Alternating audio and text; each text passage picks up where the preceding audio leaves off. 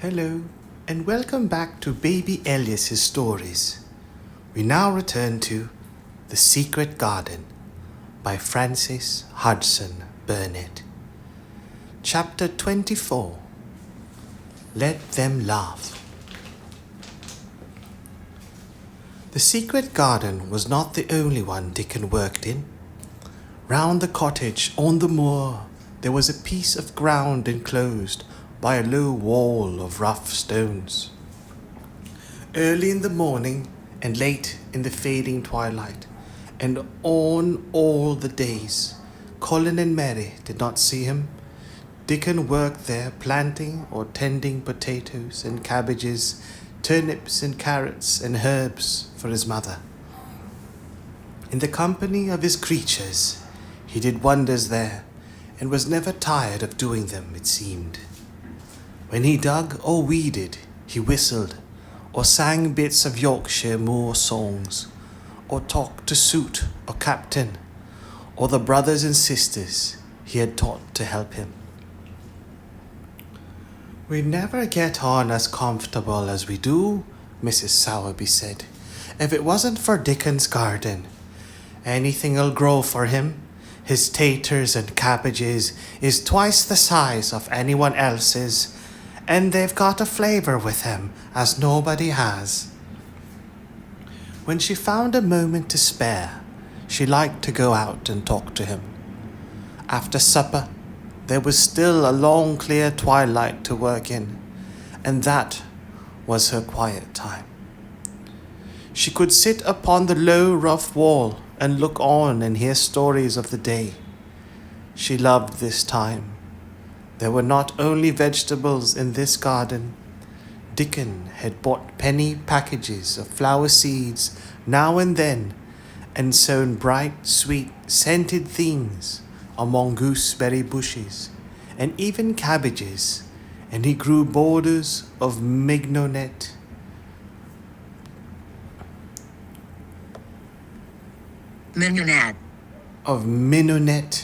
and pinks and pansies, and things whose seeds he could save year after year, or whose roots would bloom each spring and spread in time into fine clumps. The low wall was one of the prettiest things in Yorkshire, because he had tucked moorland foxglove and ferns and rock cress and hedgerow flowers into every crevice until only here and there glimpses of the stones were to be seen. "All a chap's got to do to make him thrive, mother," he would say, "is to be friends with them for sure. They're just like the creatures. If they're thirsty, give 'em drink, and if they're hungry, give 'em a bit of food. They want to live same as we do. If they died, I should feel as if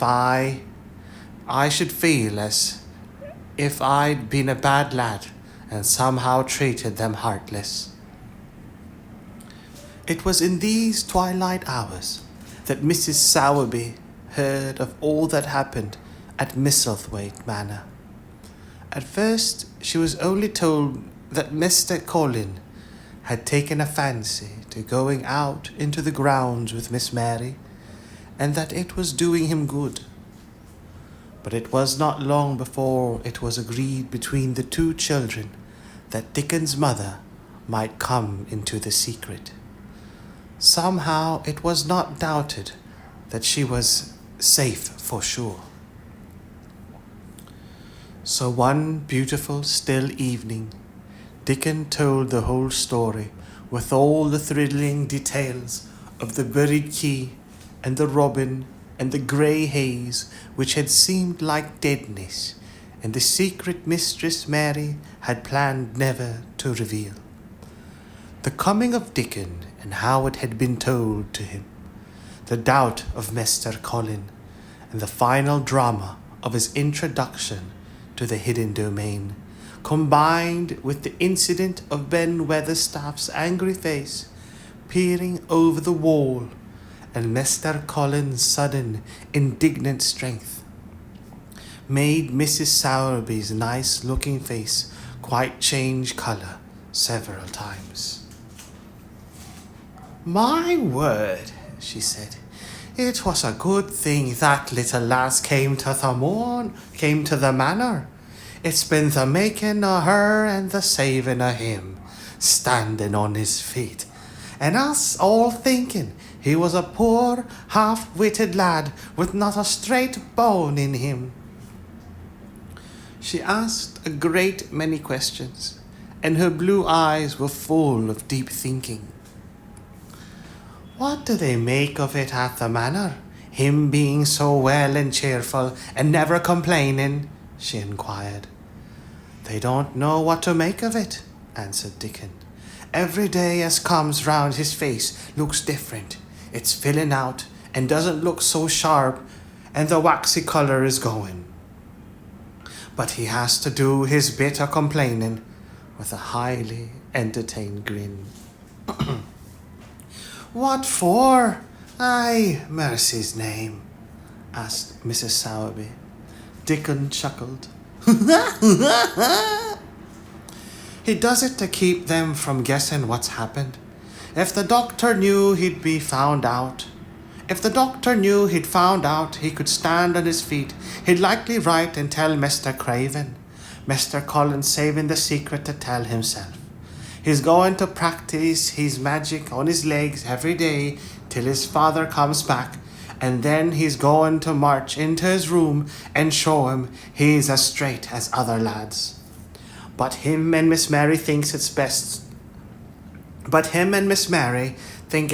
plan to do a bit of groaning and fretting now and then to throw folk off the scent." Mrs. Sowerby was laughing a low, comfortable laugh long before he had finished his last sentence. "Eh," she said, "that pair's enjoying theirselves, I'll warrant. They'll get a good bit of acting out of it, and there's nothing children likes as much as play acting. Let's hear what they do, Dickon lad." Dickon stopped weeding and sat up on his heels to tell her. His eyes were twinkling with fun. "Mr. Colin is carried down to his chair every time he goes out," he explained. "And he flies out at John, the footman, for not carrying him careful enough.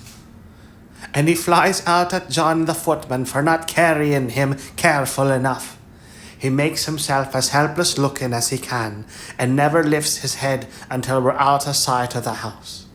And he grunts and frets a good bit when he's been settled into this chair. Him and Miss Mary's both got to enjoying it, and when he groans and complains, she'll say, 'Poor Colin, does it hurt you so much? Are you so weak as that poor Colin?' But the trouble is that sometimes they can scarce keep from bursting out laughing. When we get safe into the garden, they laugh till they've no breath left to laugh with, and they have to stuff their faces into Mr. Colin's cushions to keep the gardeners from hearing, if any of 'em's about." "The more they laugh, the better for him," said Mrs. Sowerby, still laughing herself. "Good healthy child laughing's better than pills any day of the year. That pair'll plump up for sure." "They are plumping up," said Dickon. "They're not that hungry. They don't know how to get enough to eat without making talk. Mr. Colin says if he keeps sending for more food, they won't believe he's an invalid at all. Miss Mary says she'll let him eat her share, but he says that if she goes hungry, she'll get thin and they'll both get fat at once." Mrs. Sowerby laughed so heartily at the revelation of this difficulty that she quite rocked backward and forward in her blue cloak, and Dickon laughed with her. "I'll tell thee what, lad," Mrs. Sowerby said, when she could speak. "I've thought of a way to help him. When thou goes to him in the mornings, thou'll take a pail of good new milk, Now I'll bake 'em a crusty cottage loaf or some buns with croissants in 'em, same as you children like. Nothing so good as fresh milk and bread. Then they could take off the hedge of their hunger while they were in the garden, and the fine food they get indoors would polish off the corners." "Hey, mother," said Dickon admiringly. "What a wonder thou art! Thou always sees a way out of things. They was quite in a pother yesterday. They didn't see how they was to manage without ordering up more food. They felt that empty inside. They're two young uns growing fast, and healthy's coming back to both of 'em. Children like that feels like young wolves, and food's flesh and blood to 'em," said Mrs. Sowerby. Then she smiled Dickon's own curving smile. "Eh, but they're enjoying themselves for sure," she said. She was quite right. The comfortable, wonderful mother creature. And she had never been more so than when she said their play acting would be their joy. Colin and Mary found it one of the most thrilling sources of entertainment. The idea of protecting themselves from suspicion had been unconsciously suggested to them first by the puzzled nurse and then by Dr. Craven himself. "Your appetite is improving very much, Master Colin," the nurse had said one day. "You used to eat nothing, and so many things disagreed with you." "Nothing disagrees with me now," replied Colin. And then, seeing the nurse looking at him curiously, he suddenly remembered that perhaps he ought not to appear too well just yet. "At least things don't so often disagree with me. It's the fresh air." "Perhaps it is," said the nurse, still looking at him with a mystified expression. "But I must talk to Dr. Craven about it."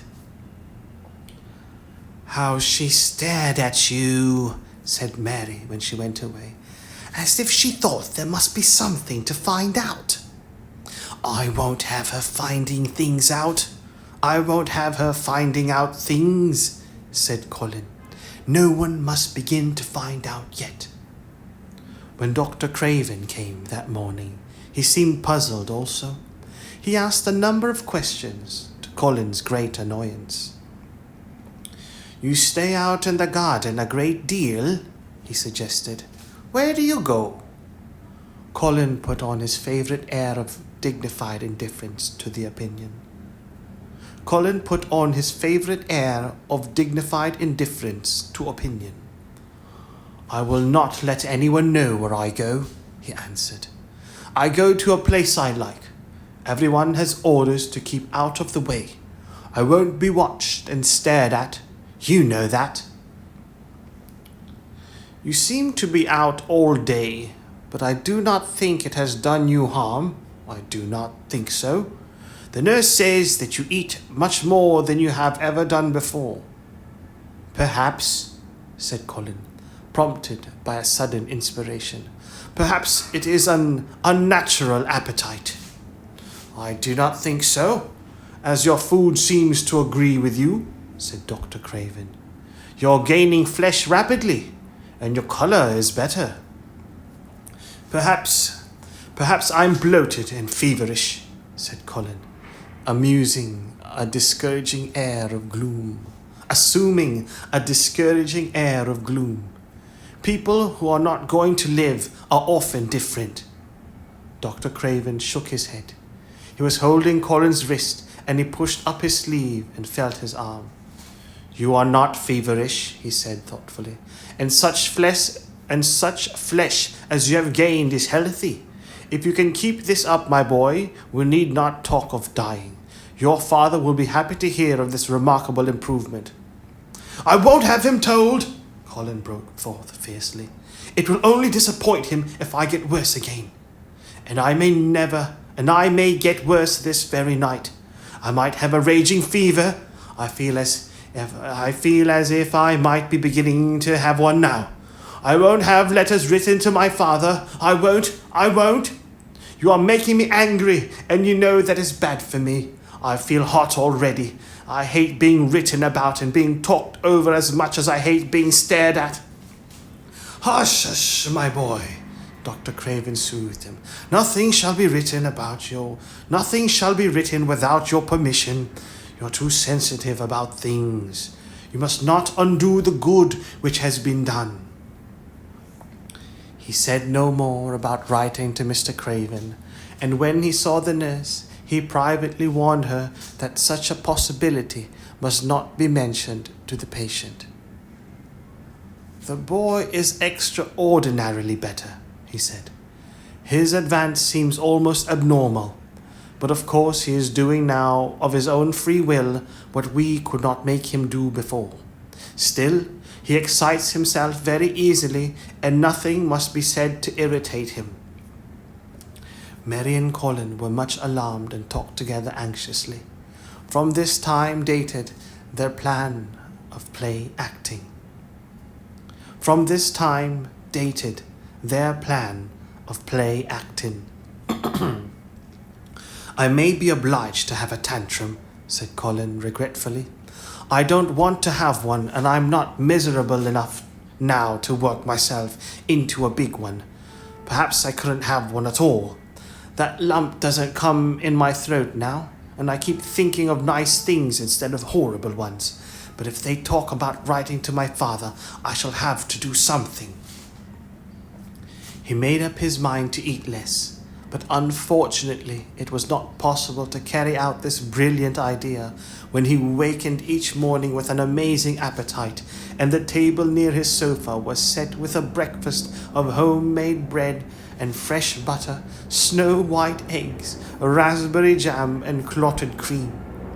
Mary always breakfasted with him, and when they found themselves at the table, particularly if there were delicate slices of sizzling ham sending forth tempting odors from under a hot silver cover, they would look into each other's eyes in desperation. "I think we shall have to eat it all this morning, Mary," Colin always ended up saying. "We can send away some of the lunch and a great deal of the dinner." But they never found they could send away anything, and the highly polished condition of the empty plates returned to the pantry awakened much comment. "I do wish," Colin would also say, "I do wish the slices of ham were thicker, and one muffin each is not enough for anyone." "It's enough for a person who is going to die," answered Mary when first she heard this. "But it's not enough for a person who is going to live. I sometimes feel as if I could eat 3 when those nice fresh heather and gorse smells from the moor come pouring in at the open window."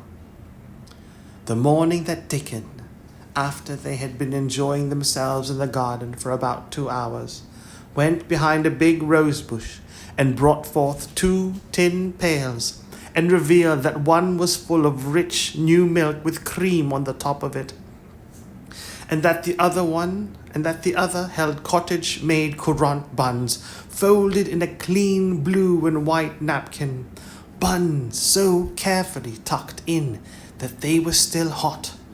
There was a riot of surprised joyfulness. What a wonderful thing for Mrs. Sowerby to think of! What a kind, clever woman she must be! How good the buns were, and what delicious fresh milk! "Magic is in her just as it is in Dickon," said Colin. "It makes her think of ways to do things, nice things. She is a magic person. Tell her we are grateful, Dickon, extremely grateful." He was given to using rather grown-up phrases at times. He enjoyed them. He liked this so much that he improved upon it. "Tell her she has been most bounteous, and our gratitude is extreme." And then, forgetting his grandeur, he fell to and stuffed himself with buns and drank milk out of the pail in copious draughts in the manner of any hungry little boy who had been taking unusual exercise and breathing in moorland air, and whose breakfast was more than 2 hours behind him. This was the beginning of many agreeable incidents of the same kind. They actually awoke to the fact that as Mrs. Sowerby had 14 people to provide food for, she might not have enough to satisfy 2 extra appetites every day. So they asked her to let them send some of their shillings to buy things. Dickon made the stimulating discovery that in the wood in the park outside the garden, where Mary had first found him piping to the wild creatures, there was a deep little hollow where you could build a sort of tiny oven with stones and roast potatoes and eggs in it. Roasted eggs were a previously unknown luxury, and very hot potatoes with salt and fresh butter in them were fit for a woodland king. Besides being deliciously satisfying, you could buy both potatoes and eggs and eat as many as you liked without feeling as if you were taking food out of the mouths of 14 people. Every beautiful morning the magic was worked by the mystic circle under the plum tree, which provided a canopy of thickening green leaves after its brief blossom time was ended. After the ceremony, Colin always took his walking exercises, and throughout the day he exercised his newly found power at intervals. Each day he grew stronger and could walk more steadily and cover more ground, and each day his belief in the magic grew stronger, as well it might. He tried one experiment after another as he felt himself gaining strength, and it was Dickon who showed him the best things of all. "Yesterday," he said one morning after an absence, "I went to Thwaite for mother, and near the Blue Cow Inn I seed Bob Hawthorne. I seed Bob Haworth. Bob Haworth.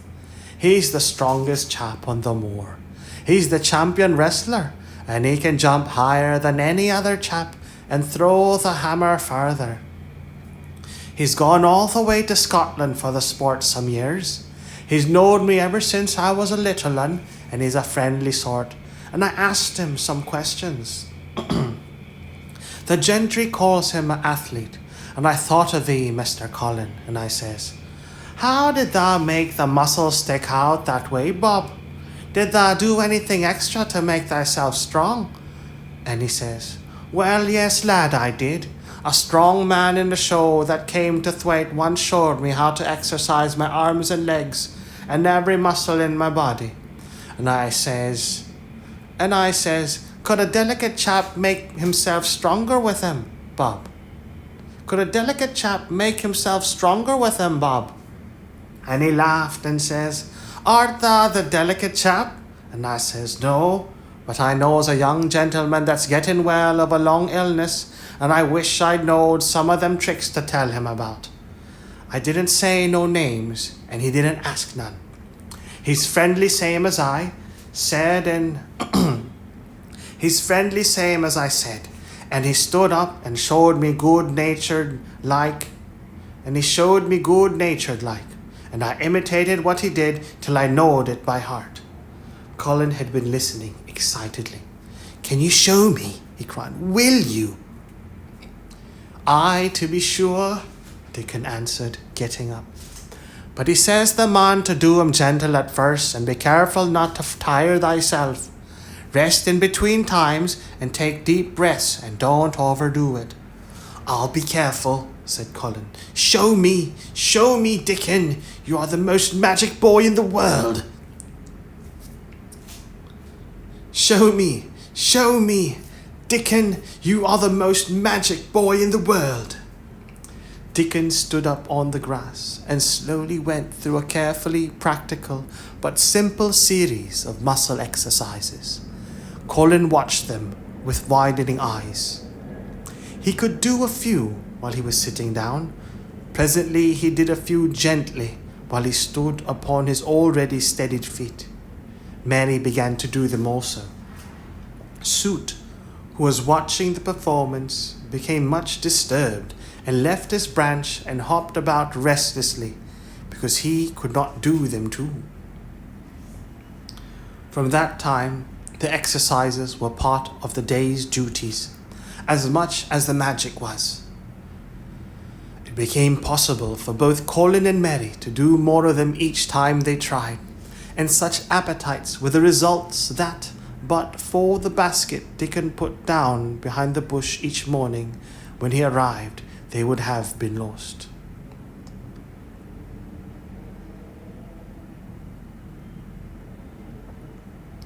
But the little oven in the hollow and Mrs. Sowerby's bounties were so satisfying that Mrs. Medlock and the nurse and Dr. Craven became mystified again.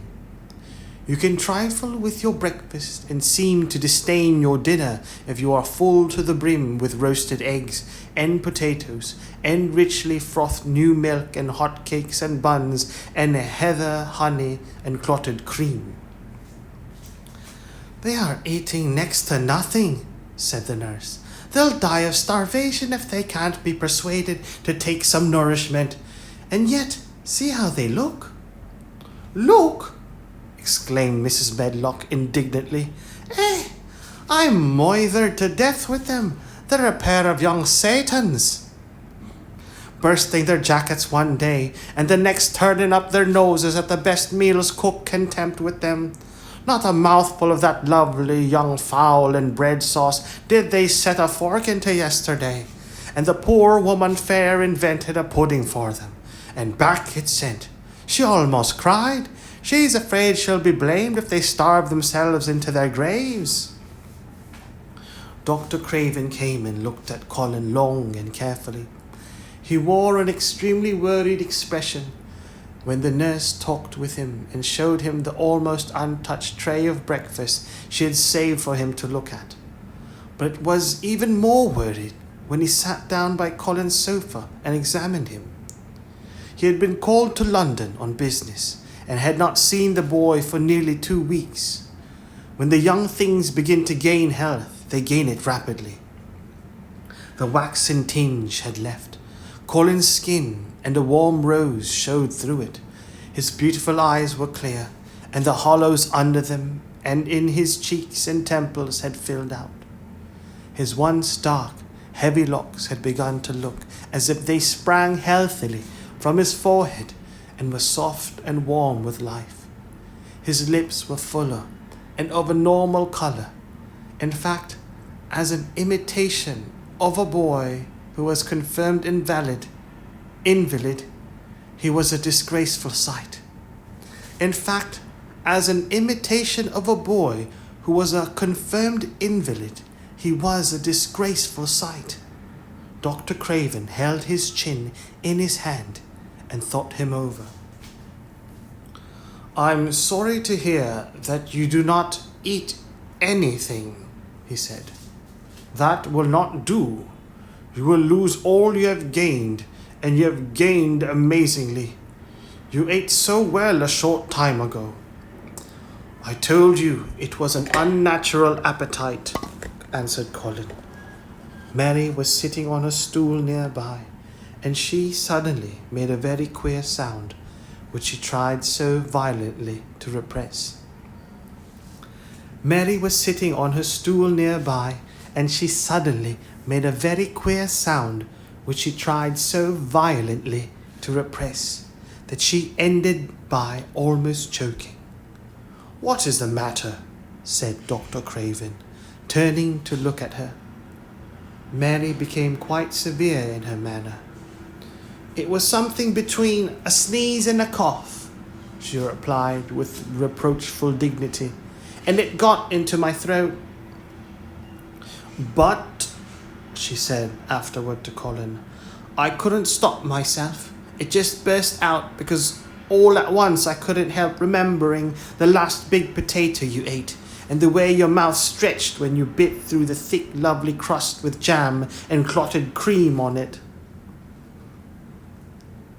Is there any way in which those children can get food secretly? Dr. Craven inquired of Mrs. Medlock. There's no way unless they dig it out of the earth or pick it off the trees, Mrs. Medlock answered. They stay out in the grounds all day and see no one but each other, and if they want anything different to eat from what's sent up to them, they need only ask for it. Well, said Dr. Craven, so long as going without food agrees with them, we need not disturb ourselves. The boy is a new creature. So is the girl, said Mrs. Medlock. She's begun to be downright pretty since she's filled out and lost her ugly little sour look. Her hair's grown thick and healthy looking, and she's got a bright colour. The glumness, ill-natured little thing she used to be, and now her and Master Colin laugh together like a pair of crazy young ones. Perhaps they're growing fat on that.